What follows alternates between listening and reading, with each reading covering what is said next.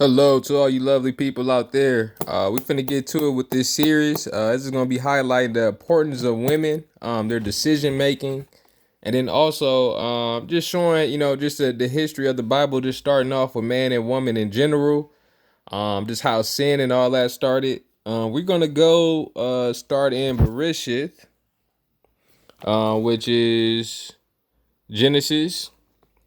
Also, feel free to check previous YouTube videos if you're interested in getting one of these types of Bibles. Um, there's a YouTube video that I believe it says scriptures are available to everyone, and then it has a list of websites and locations where you can order one or stop in and get one. So feel free to check that out. What we're going to do here is go over some key verses, not the whole entire chapter. We're going to highlight some key points that you can go through and look back for yourself. And then also, if there's any words in here that you're unsure of and haven't heard of before, just look up the definition, and then just start applying it to your life, applying it to your daily, routine, whether it's, in prayer or whatever you're doing. These new words, you'll know how to, know what they mean now, and then you could just incorporate it into your life. So when it's brought up again, you'll know what it means and have a better understanding. So we're going to start in chapter 2, and we're going to start reading verse 7. So, and we have the name of God right here. So every time you see that, I'm going to point that out and then continue reading. So, it may sound a little off, but just keep with me here. Elohim formed the man out of the dust from the ground and breathed into his nostrils breath of lives, and the man became a living being. Key point right here. This is when man was formed. We don't hear about woman at this point, right? Woman is not around at this point. The breath of lives from the ground.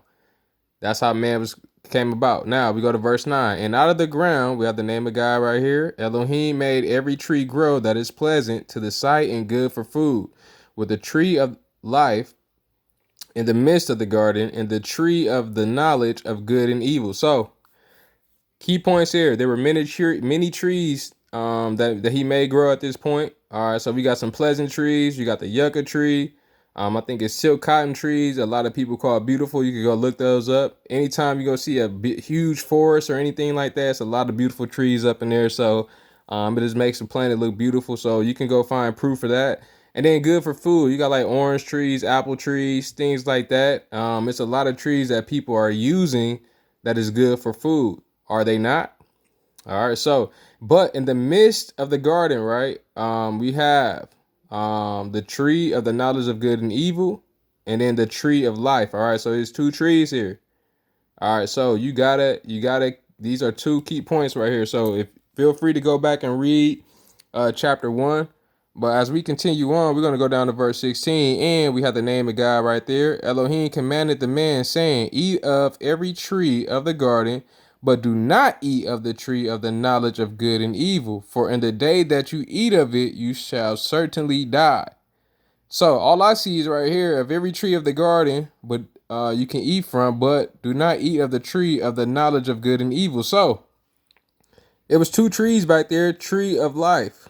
All right, so the tree of life, he didn't say do not eat of that, but he told him that, the tree of knowledge of good and evil. So let's continue on. Verse 18, and we have the name of God right there. Elohim said, it is not good for the man to be alone. I am going to make a helper for him as his counterpart. All right, so when you think about that, it's kind of different. Why did he make man alone if he knew it was not? Did he say it's not good to be alone? Yeah, he did. He said it is not good for the man to be alone. So this is God. God, why did you make him alone then? What was the purpose of that? So this is where you see that he's a creator, right? He did what he wanted to do, and now he's coming up with something else. Now he's creating something else.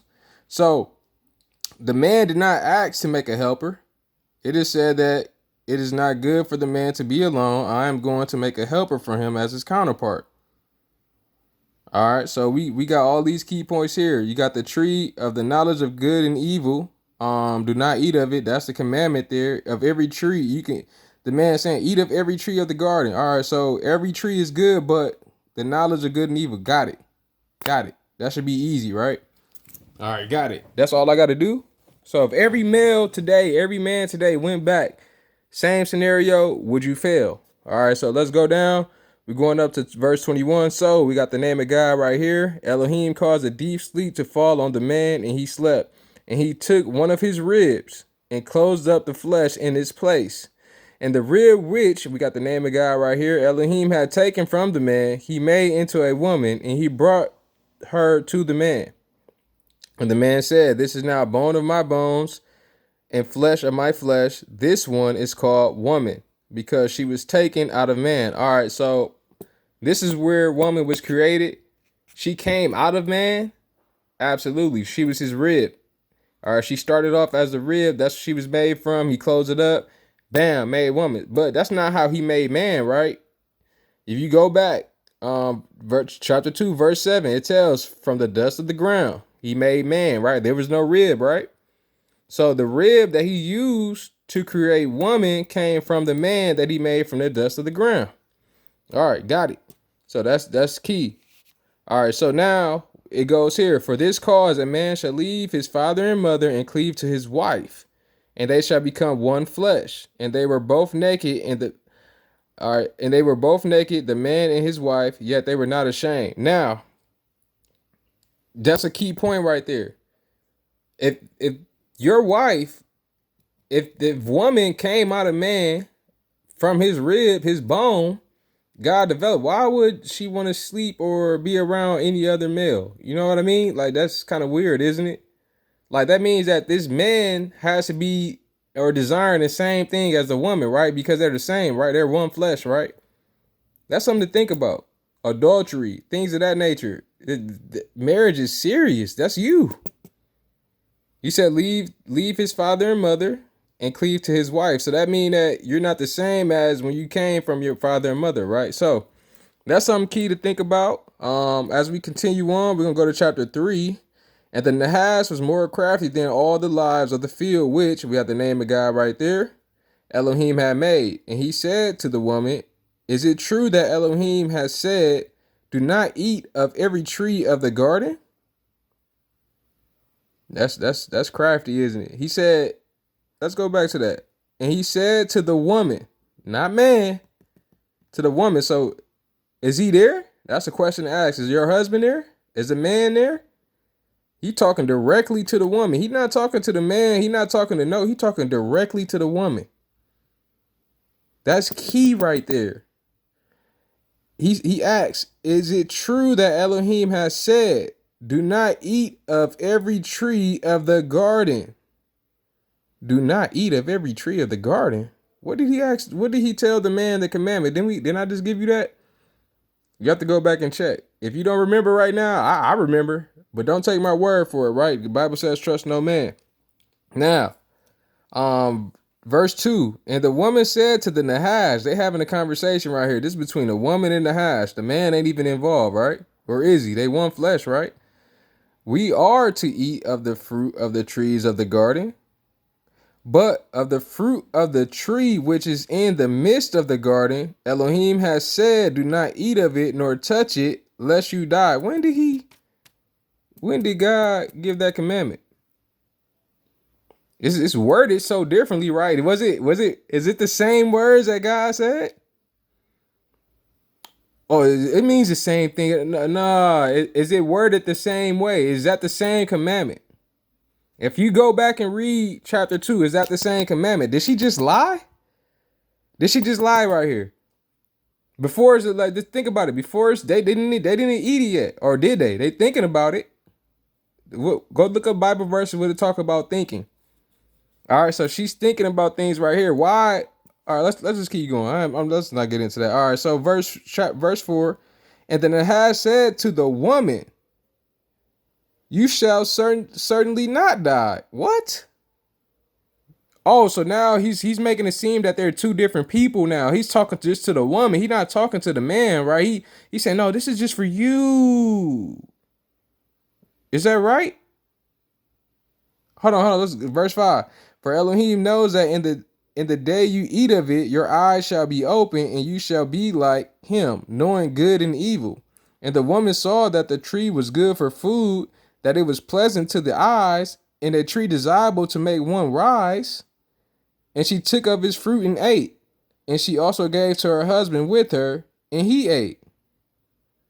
What just happened right here? What just happened right here? If you go back to chapter 2, it talks about the trees in the garden. They was pleasant to sight. They were good for food. All right, let's go. Just go double check. All right, the tree was good for food. Okay, it was pleasant to the eyes. Okay, a tree desirable to make one wise. What? Wait, hold on. What? Tree make one wise. Did he say? Nope. I don't see that back in chapter 2. That's what you have to do. All right, that's how you study the Bible. That's how you make sure you get things right. Now, a good wife is hard to find. This is the first woman. All right, the first wife right here. Right. Everybody's mother. They call her the mother of the living. Right. So, are you being more like your mom, or are you choosing to follow God's commandment? That's the key. That's the key. Verse 7. Then the eyes of both of them were, all right, let's go up. Let's go up here. Were open. And they knew that they were naked. And they sewed fig leaves together and made loin coverings for themselves. Hold on. No, so they couldn't see before? You telling me they couldn't see that they were naked? They didn't know what they looked like? So there was no such thing as, oh, she's good looking, he's good looking, or she's bad, he's bad, or he's handsome. It was none of that. He didn't know what she looked like. And then they covered themselves? What? Okay, let's just keep going. Verse 8. And they heard the voice of, we got the name of God right there, Elohim walking about in the garden in the cool of the day, and Adam and his wife hid themselves from the presence of, we have the name of God right there, Elohim, among the trees of the garden. So they used the trees now to hide? Now they're using the trees to hide? They wasn't doing that before? What's going on? Why are they scared? Is that fear? Something's wrong. Verse 9. And we have the name of God right there. Elohim called unto Adam and said to him, where are you? And he said, I heard your voice in the garden, and I was afraid because I was naked, so I hid myself. What? Verse 11. And he said, who made you know that you were naked? Have you eaten of the tree which I commanded you that you should not eat? Whoa. That's a key point right there. He knew what that tree was for. God already knew what that tree was going to do. That's why he asked him right away, have you eaten of the tree which I commanded you that you should not eat? And the man said, the woman whom you gave to be with me, she gave me of the tree and I ate. You were with her, Adam? When Adam, didn't it say Adam, he was right there with her when she gave something to him and ate?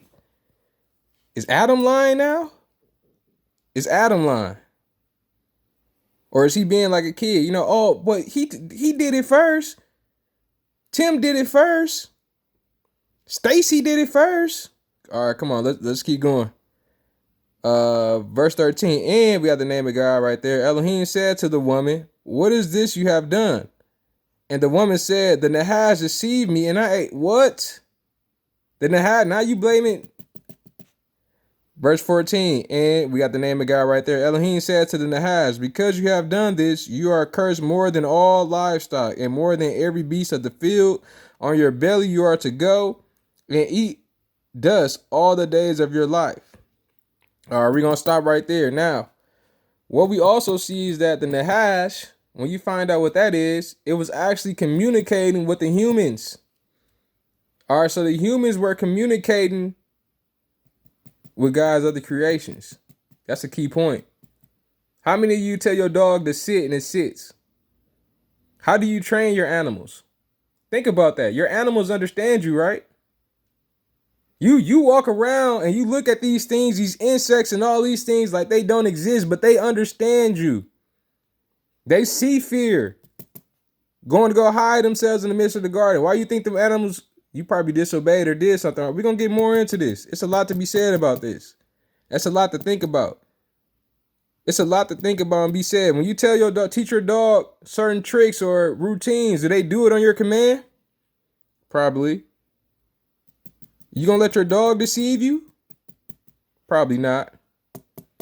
Some things to look into. We'll get into part 2 very soon. God bless.